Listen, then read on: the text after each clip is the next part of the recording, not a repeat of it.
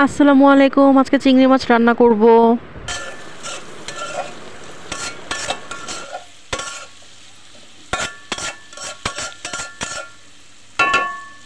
আসসালামু আলাইকুম আমার ভিউয়ার্সরা, আপনারা সবাই কেমন আছেন? তো চলেন, বাবার বাড়িতে এসেছি। আমার সব সময়কার পছন্দ চিংড়ি মাছ।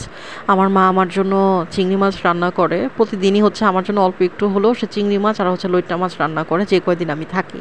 চেষ্টা করে আমার পছন্দ মতো খাবারগুলি তৈরি করার। তো আমার মার চিংড়ি মাছটা রান্না আবার অন্য রকম হয়।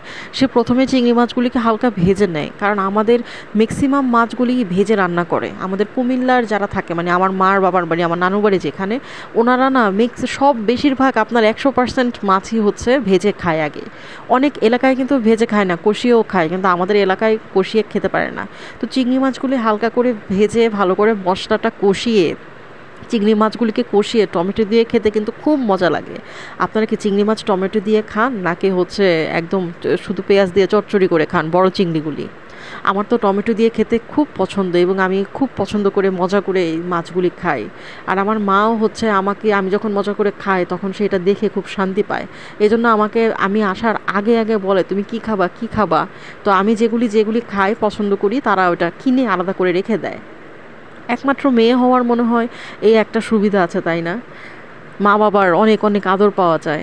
অনেকেই, সবাইকেই আদর করে, কিন্তু একমাত্র থাকলে মনে হয় বেশি আদর করে। ভিডিওটা ভালো লাগলে লাইক করবেন, কমেন্ট করবেন।